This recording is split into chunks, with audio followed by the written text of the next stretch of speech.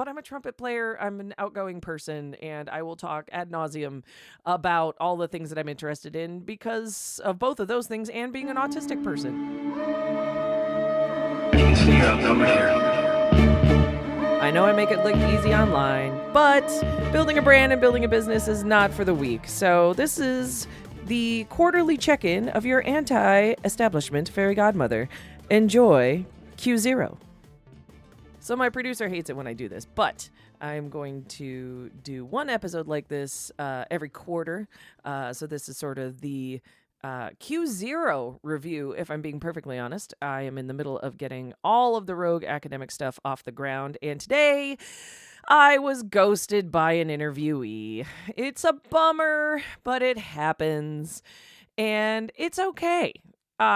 This gives me the opportunity to just sort of chat about a principle that I learned from a fellow creator called Whitney Euland, and she often says, new levels, new devils. And what she means by that is just that as you go along in your journey, if you're building a brand, if you're building a business, whatever it is that you're trying to get together and get off the ground, you are going to have unforeseen problems, I suppose, challenges along the way that you get to account for. You get to learn how to deal with different scenarios, and some of the stuff might be very similar, very familiar. So I have been ghosted more than once in my life. I'm sure lots of people have. But being ghosted in lessons is different than being ghosted for an interview. And it might not seem like it is, but it is. I've been ghosted for lessons before, but not because the person like all of a sudden got cold feet or what have you. Sometimes life happens and you just can't make it to an obligation, and that's totally fine. When I get ghosted for a lesson, I very rarely take it personally. And when I get ghosted for an interview, I rarely take it personally. That has taken practice. A lot of people, when they feel like their time has been wasted or that they've, geared up for a thing only to find out that it's for nothing.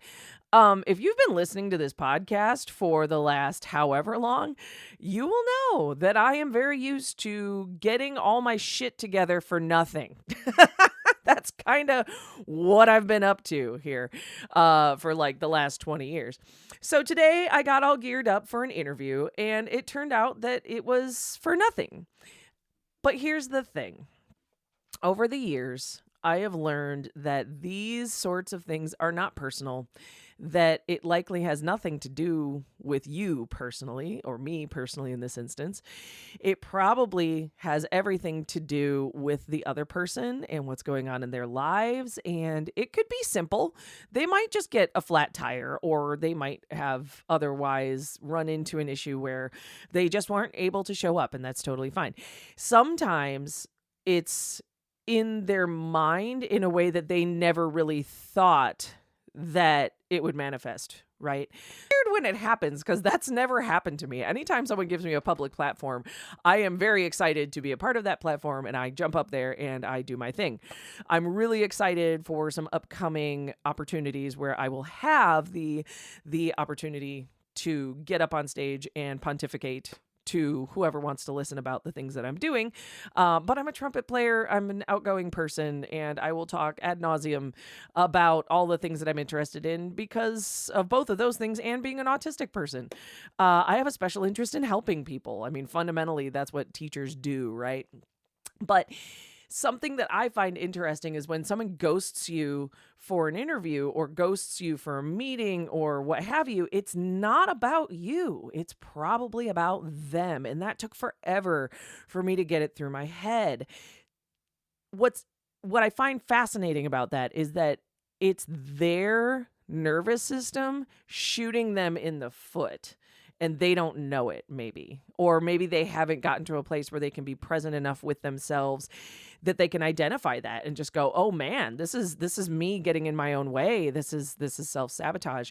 So we are all subject to self-sabotage in one way or another, especially if you find yourself like me, having been a traumatized human being for the majority of my life. I have lived probably 35 of 40 years on this earth in a state of fight or flight or fawn, just survival mode the entire time. That has produced in me a ton of self-sabotage habits. So let's talk a little bit about what self-sabotage looks like. And I just want to share with you some of my journey becoming more visible, becoming more present in the zeitgeist, if you will, as a podcaster, as an artist, as a business person, all of those things.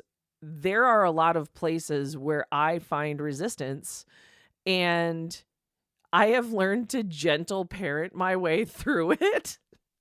I'm 40 years old and I'm gentle parenting myself because I was never actually parented. It sounds dumb, but I know that there's people out there that can relate. A couple of my best friends are probably out there going, yeah, reparenting is a bitch. I know it is. So existing in capitalism is hard. Existing outside of a system that is meant to benefit people that are not me, in other words, cis het white men, is even harder. Especially when your whole deal is that you set out to do what is considered a manly thing. I set out to be a trumpet player. I set out to be a trumpet teacher.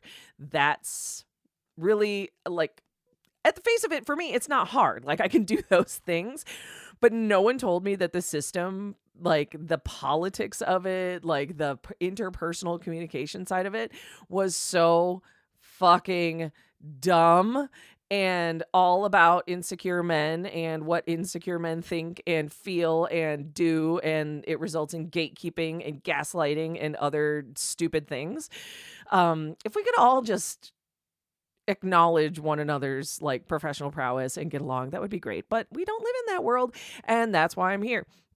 So along the way, aside from crippling imposter syndrome, which if we got into that today, we would just be here for 3 hours.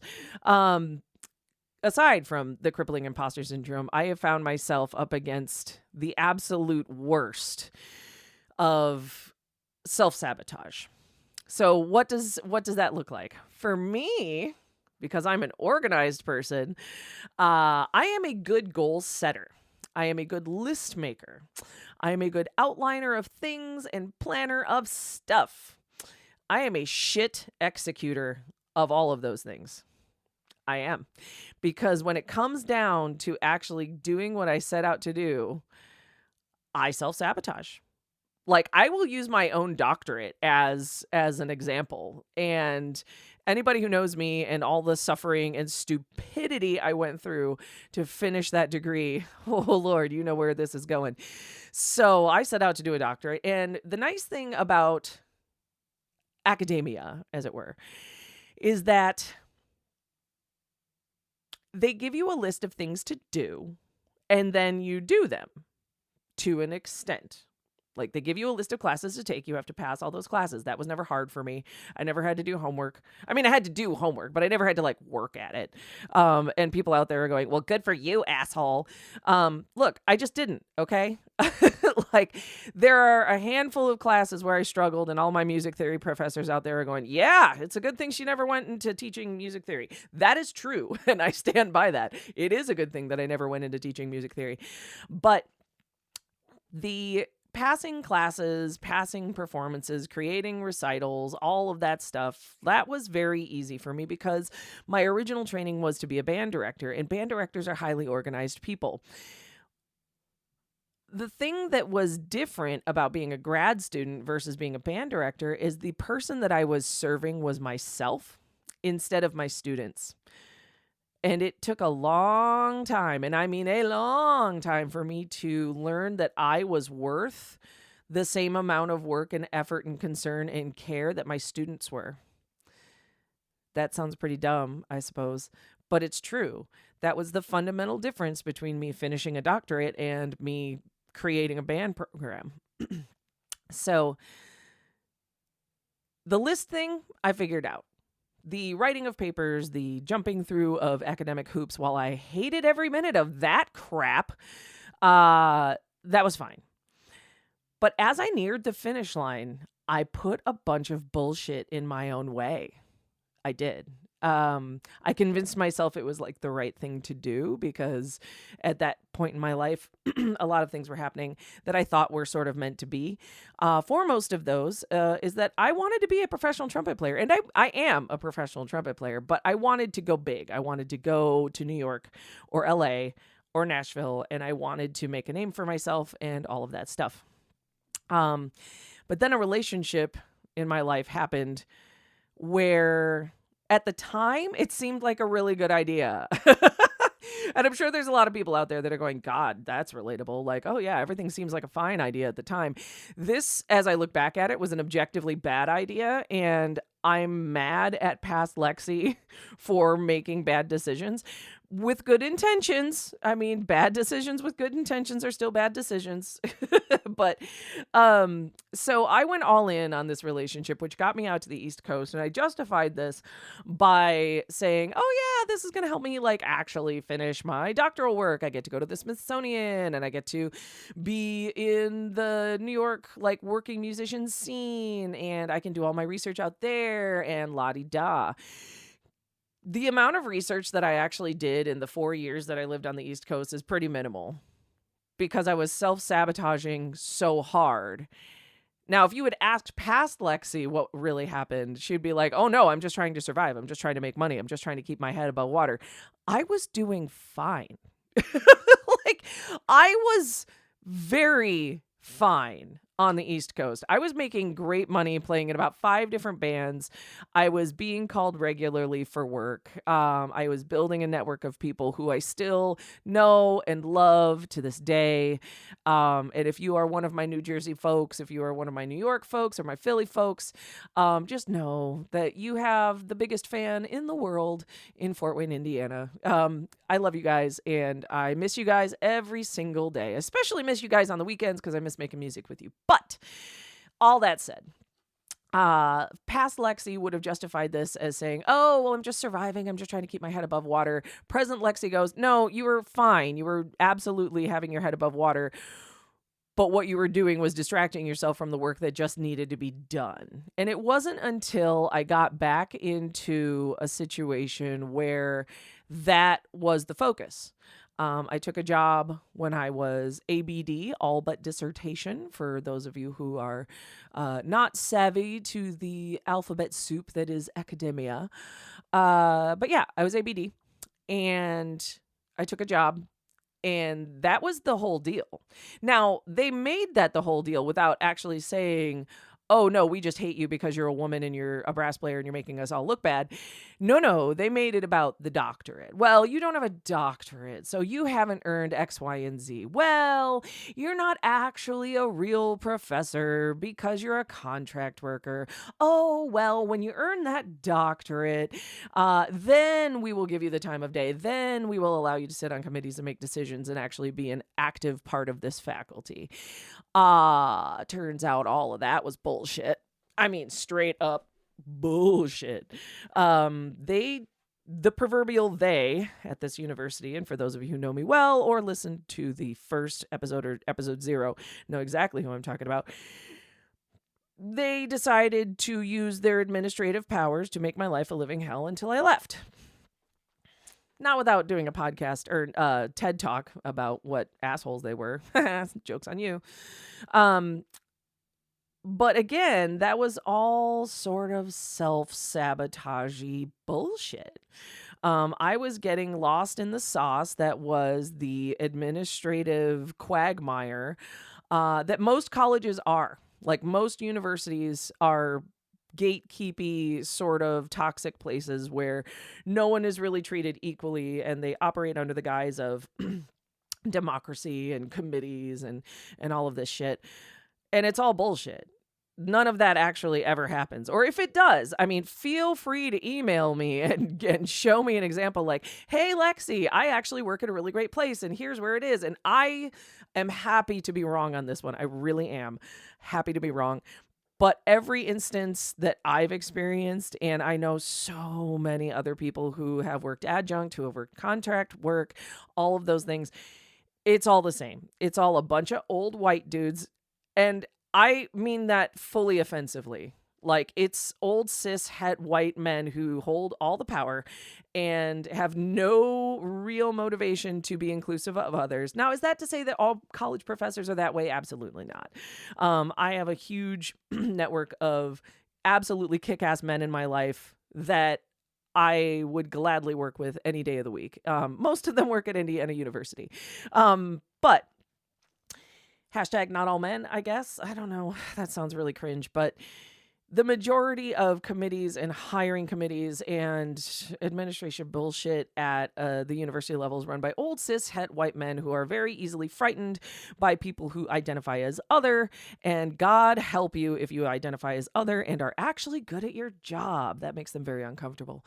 So I absolutely, like I said, got lost in the sauce while I was at that university and was so busy defending myself from their administrative attacks on my career that I didn't even have time to sit down and write a single chapter of my dissertation. Not one. I could not focus for 5 damn minutes on the one thing that they kept lording over me as the key to my success, the key to their respect, the key to actually staying around and being paid what I'm worth. Oh yeah, if you just do that one thing. And then they totally just inundated me with administrative crap, with meetings with provosts, with meetings with like an ombuds person. I had to learn what an ombuds person was. Like, can we just pause and poke fun at how dumb that is? Like, you could just call them an intermediary. Like, you could just call them like a liaison. But no, they called them an ombuds person, who was largely unhelpful. I mean, yeah, they were a listening ear, but they absolutely did nothing to help me. So I was inundated with all this bullshit. And again, did not get to finish any part of my doctorate. Looking back at it, I did what I had to do to survive, and I left that university, and I went on to a different gig where I had a supportive chair who gave me time and resources to finish my dissertation because she knew how important that was. Now, in retrospect, is it all that important? No, I'm sitting here with a doctorate making a podcast. I am literally talking to myself in my office because I was ghosted by my interview person for the day. But at the time, the doctorate was it. Like, I had to just finish the doctorate. I had to get to the finish line. And as I was doing that, I was looking back at this dumb relationship, at all of these stupid things that I put in my own way. And I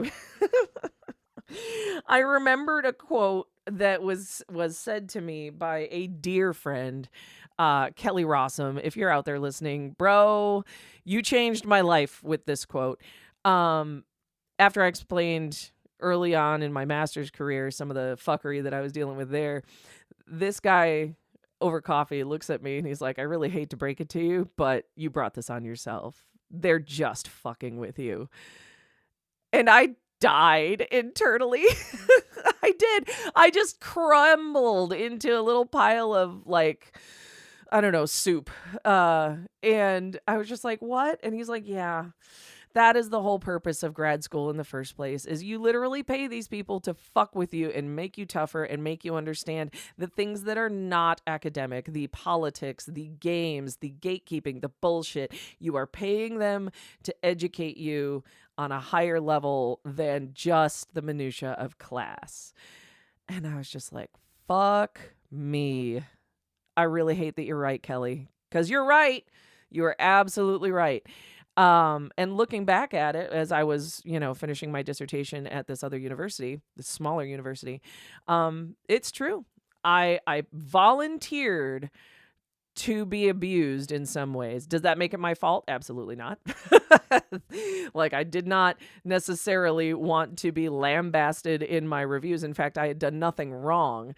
I had done 0 things against the handbook. I had done 0 things that were inappropriate.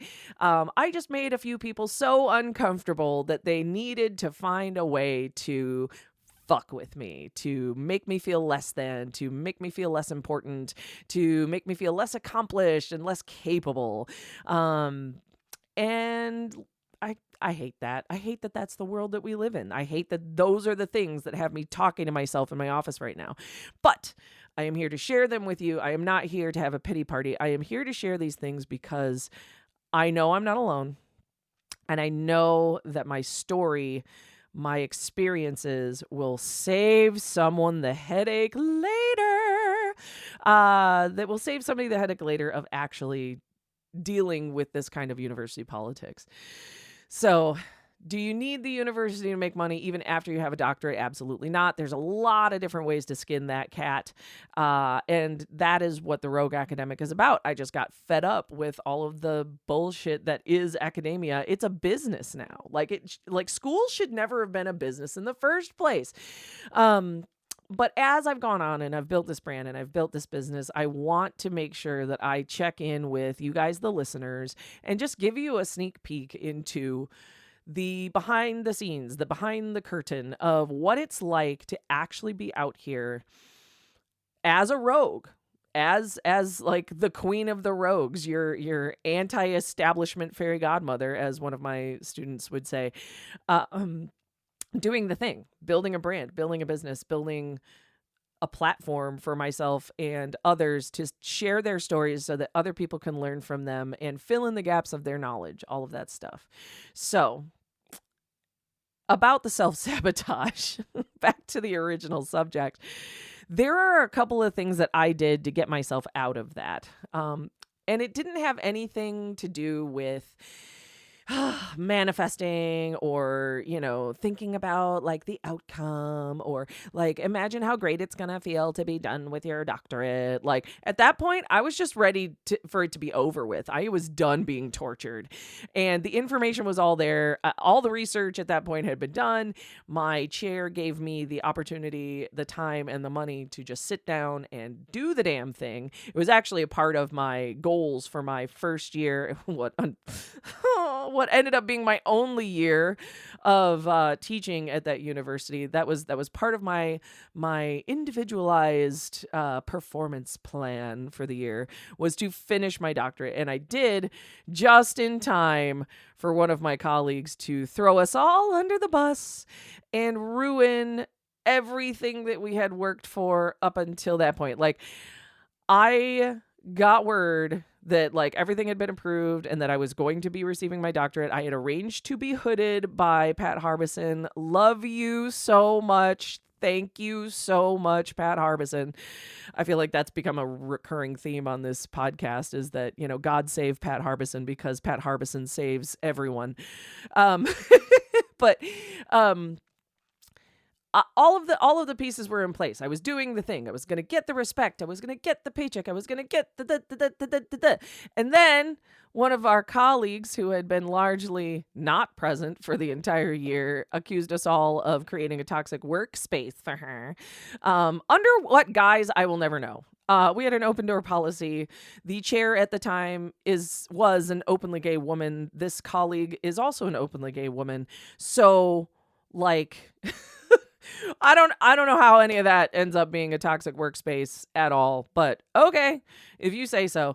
And she had convinced all of the higher ups that was the case. So she got herself promoted to queen of her own little queendom. And the rest of us that had been dealing with her excuses and whining and non-presence and non-contribution just went, you know what? Have fun. We're out. We will find literally anything else to do than this. And, I know I went over that in the original, like the origin story of this, but all of this minutia was really actually just self-sabotage. This is just me actively engaging in systems that I knew were broken, that I thought I could fix, that I thought I could survive. And the fact of the matter is that the system is a lot bigger than me. And there is nothing that I, on an individual level, am going to do to change it. It's just not going to happen. But I can make a future for myself outside of it.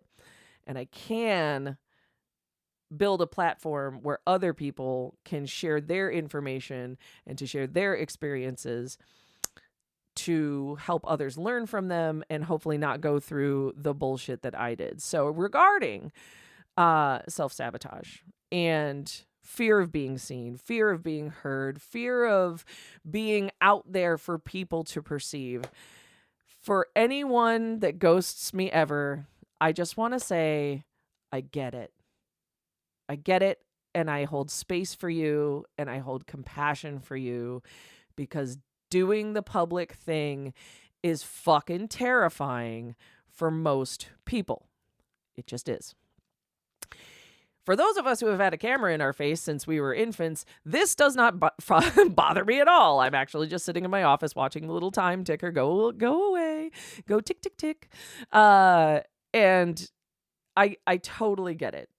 When you are faced with the opportunity to stand and deliver, when the spotlight hits you, it is so easy to just fold, because deep in the recesses of your brain, the trauma, the experiences that you've had that might not have been so good in the public eye, all of those things crop up, and your little caveman brain comes forward and says, yo, the light's on you. You're going to get eaten by a bear. Get the fuck out. And that's why, on many levels, that I have compassion for being ghosted. I also had compassion for the men who ghosted me when I was still dating. I had compassion for the students who would just ghost me in lessons. Like, life comes at you. And if you think that being somewhere else is more important than being here, yeah, sure. I mean, there's always students that will take advantage, and, that's their karma. But having compassion for them is a form of having compassion for yourself. Just is. Because I could choose to be mad. I could choose to get all bent out of shape that this person has now ghosted me.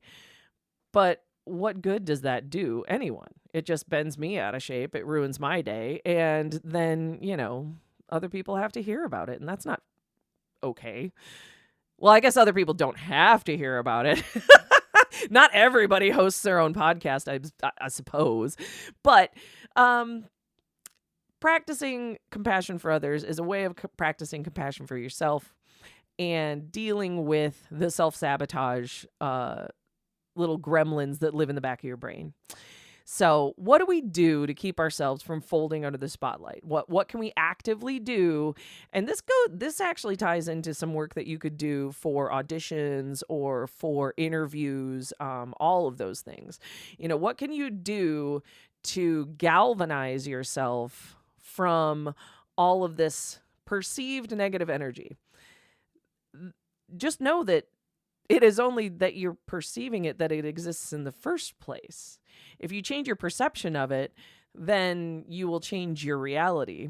I spoke in a couple of different podcasts and lessons all the time of the work of Maxwell Maltz, who wrote Psycho-Cybernetics. And one of the tenets of his philosophy is that the brain is a supercomputer. We're really only using like 10% of it. I don't know what the actual stat is, but like that's kind of the going social statistic, is that we're only using 10% of our brain. And the other 90% is just here creating our perceived reality. And if that's the case, and if reality only exists because we perceive it, thank you to the slit experiment, if you change your perception of your reality, you will therefore change your reality. That's why things like manifesting and meditating actually do work, is because it clears out some of the self-sabotage, theme of the day, that you may or may not be aware that you're engaging in. So when I change my perception of being ghosted from, oh, that is personal, that person just didn't find me valuable enough, or wasn't able to take time out of their day to be a part of my thing. When I change my perception of that to being, oh, Maybe they had life come up. Maybe they are fearful of being seen and being heard. Or when you change your perception in an interview from being like, oh God, they're interrogating me, to, hey, they're genuinely curious about me. I'm excited to answer these questions because they're excited to get to know me. You change the entire outcome, and you are able to just hop over those little self-sabotage gremlins, because that's all they are. They're just little gremlins. They're just running around your ankles, nipping at your feet, going, ooh, I'm going to get in your way. Ooh, this is uncomfortable. Okay, so it's uncomfortable. But why is it uncomfortable? It doesn't have to be. It's only uncomfortable if you make it that way. It's like one of my trumpet teachers who I regularly wanted to punch in the face, but in a good way, because he often just reduced things to like an absurd level of simplicity. He was just like, look, trumpet's not hard. We make it hard. And I think that's true of a lot of things. I think that's true of just about anything. Like, being a public figure, becoming more visible, building a brand, building a business, making a living for yourself outside of a traditional work path, a traditional career path. None of those things are hard.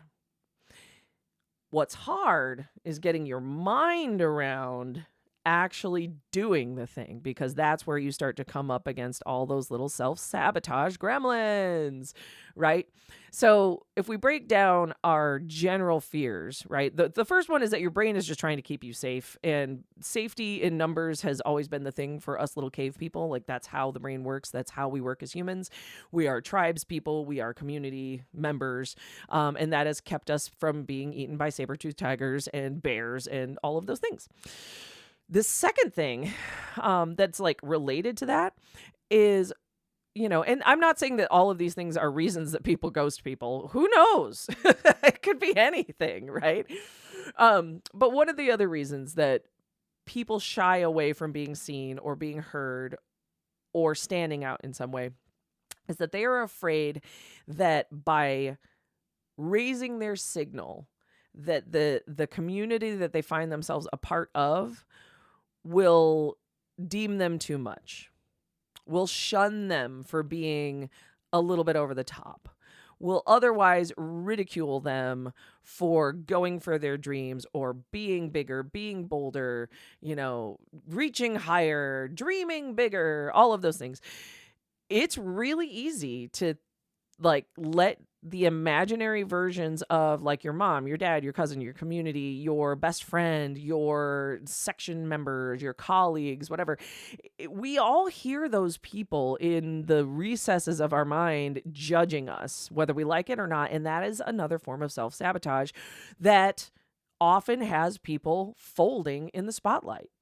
A lot, and I'm not saying all, a lot of performance anxiety is rooted in past experiences that were negative, or a perception that you are being judged harshly, when in fact that is probably the opposite of the case.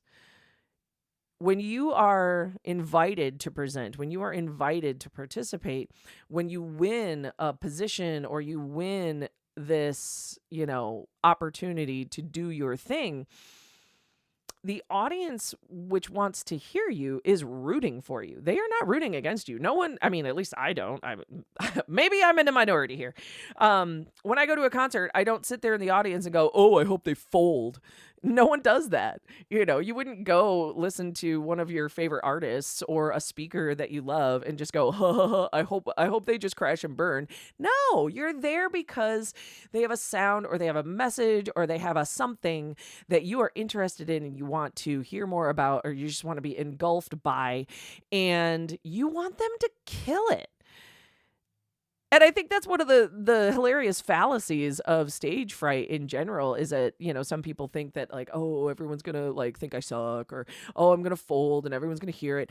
And the reality of it is that if you are a practice performer, if you're a practice speaker, whatever it is that you're doing, presenting, whatever, your mistakes are going to be so minimal that you're the only one who notices them and no one else does. That's just your brain trying to keep you safe and out of harm's way. And so that little self-sabotage gremlin rears its little ugly head and convinces you of a bunch of things that are not true. Isn't that weird how your brain can actually gaslight you? But the way around it is to just gentle parent yourself. And I know it sounds dumb. I mean, I talked about that earlier in the podcast, but um one of the things I learned from an online creator uh fairly recently, but a lot of this information comes from honestly trauma counseling. Uh Getting through having been hurt by people who were supposed to be caretakers for me, etc. But one of the gentle parenting techniques I learned was acknowledging the fear. So, like, of course, I am scared to go on this podcast as this person to talk about this thing. It makes sense because maybe I've never done that before. Like, acknowledge why you're having the fear. Like, of course it makes sense that you're terrified to, speak in front of people. Maybe this is your first time doing it. Maybe you've never presented on that subject before. Maybe the technology is a little bit outside of your realm of comfort. Whatever it is, there's probably a good reason that your inner self-sabotage gremlin is getting the best of you. So, acknowledging the fear, identifying it and going, yeah, that makes total sense because of these things. And then tell yourself how you're going to get past it. So, like, of course, I'm afraid of going on this podcast because I've never done that on this subject before, and I'm afraid I'm going to fail, but I'm going to do it anyway because I know what I have to say is valuable. That's just like one example of a way that you could gentle parent yourself past this self-sabotage, right? In regard to ghosting, I would imagine that people who ghost other people for whatever reason, if it's a lesson, if it's a meeting, if it's a podcast, whatever, that you have a good reason for doing that. But that you also think about, like, oh, God, I ghosted this person. At least I like to think that the other person has feelings about this. I don't know. Maybe they just don't care. But I like to think in a perfect, thoughtful, empathetic feeling world that someone who ghosts another person on whatever level thinks to themselves, man, I ghosted them. I feel bad about it. But you can, again, just sit back and go, okay, well, why did I ghost them? Of course it makes sense that I ghosted them because I was afraid that I would say something awful and that the internet would cancel me. That's a perfectly valid fear in this day and age. So that is, all of this is to say, we all suffer from different forms of self-sabotage, whether we are the active saboteur ghosting another person for whatever reason, or if we are self-sabotaging in a way that is like a little bit subversive, like the reason my doctorate took me 7 fucking years to finish. Either way, you have good reasons for this, but they don't have to be permanent reasons. You don't have to stay that person. If you're able to identify those fears, justify those fears, and then push past them. So what helps us push past those fears? Having a purpose, having a reason, having a message, serving other people. And I'm going to go back to what I was saying about the difference between being a band director and being a grad student. I never once had a problem motivating myself when I was teaching, and I still don't. I mean, I will literally teach trumpet lessons for 8 hours a day, one after another, after another, after another, after another, and not even get sick of it. One, because I friggin' love it. And two, because I feel needed. And I know that the information that I have is going to help another person. I have zero problems being motivated for that. Zero problems at all. But when it came down to doing the work that at the time I thought was going to help me actually get ahead and push my career forward and all of that stuff, I couldn't do it. I couldn't do it. And in hindsight, the reason I couldn't do it is because I didn't love myself enough. I didn't find myself worthy of my own dedication. And how fucked up is that? And all of the musicians in the audience are going, yeah, that's relatable. Yep, totally. Um, we maybe I don't know, maybe there are people that are just like, no, I don't have a problem with that at all, and good for you. I really hope that there are people out there that find no problems at all motivating themselves, and they don't experience self-sabotage. But I would imagine that probably the majority of us in one way or another do. And so regarding self-love, self-acceptance, and motivation, this comes down to one of the four pillars of sort of re-education that we're working on here at the Rogue Academic. No one bothers to teach you how to manage your own mental health, to create wealth, to create success, to create momentum in any of our traditional sort of educational settings. Like, we'll give you all the nitty gritty on all the details and all the minutia of doing like this one specific thing, whatever that is, being a journalist, being a lawyer, being a musician, being whatever. But we don't talk about managing your own mind, managing your own motivation, any of that. And so I've developed a couple of little tips and tricks to like get myself out of a stuck place. And hopefully these are helpful to you all, because I've definitely found them to be helpful. The first one is when I feel resistance to doing something, whatever that is, if it's like creating a poster or recording content or administrative things. I really hate doing administrative things. The last thing I ever want to do is fill out a form. Fucking hate it. So when I find myself having resistance to those things, I will go run or take a walk my dog, do a load of laundry, find something else just to move my body and get my mind off of that thing that I have to do. Because what that does is it creates a space where it's like, no, you are a healthy human being. You are an organized human being. You are a neat and put together human being who does her own laundry and folds it and puts it away. And my fiance's out there listening going, the fuck you are. I try. I don't always put it away, but I do a lot of laundry. And then once I've done that thing, I'm able to more easily focus on the task at hand. The other thing that I find is really helpful is another reparenting technique that I learned, that is actually something I learned from my colleagues when I was teaching K-12. The folks that worked with the early childhood education kiddos, who are adorable, but I can only take them in small doses. Teaching music K-12 is not for the weak. Let's just put it that way. I had amazing parapros in my classroom, and I'm grateful for every single one of them. But one of the things that they would do with the littles was the 1, 2, 3, all eyes on me kind of thing. So like that is a way of like shifting focus, right? Little kids basically have the attention span of a goldfish, or you go shiny, jingle some keys, whatever it is. You can do that for yourself. And so I'll kind of do that. I'll just sort of go 1, 2, 3, all eyes on me, and I'll take a breath. And I will give myself a countdown from 3. And I will tell myself that at the end of that countdown, I'm just going to go do that thing, and it's going to be fine. And I am safe to do that thing. And when it's done, I reward myself with something, anything at all, that makes me feel like I was accomplished. So I'll count down from 3. You're going to go do this thing, and it's going to be fine. 2. Once you do this thing, you're going to feel so much better that you did it. 1. I know it's scary, but the sooner you get it done, the sooner you get that ice cream cone, or the sooner you get that chocolate bar. I can be bribed with food. I mean, myself and my dog, we're basically the same person.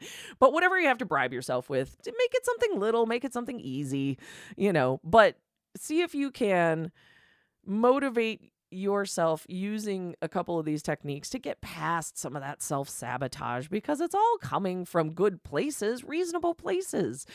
But it is not permanent, and you can unprogram it from your brain. So all of this on the topic of having been ghosted for a podcast today. I told myself I was going to produce an episode of this podcast today, and I have. we are nearing the end of our little time together, and I hope that you've found this insight helpful. Like I said, going to try to do these quarterly because who needs to hear me talk all that often? I am here for everyone else to talk and to contribute and to provide a platform. But I want to do these check-ins with you quarterly because I think it's important for people to know what this journey is actually like. I mean, it's one thing to sit on the internet and say, look at me, I am awesome. I started my own business. I work from home. My commute is one staircase. That's all fine and dandy. But the part that people don't share is how fucking hard it is to sit in front of a computer and talk to no one. Talk to an imaginary audience, talk to a microphone, talk to, the light on your phone, the little dot on your screen, whatever it is. This is the hard shit. And this is the necessary shit. I told myself I was going to get an episode done today, and I was ghosted. And that's okay. That is okay. Because when we have compassion for others, we build compassion for ourselves. And when you are able to come to the table as a holistically and, as healed as possible, grounded person, you can do better work. You can't pour from an empty cup, so don't.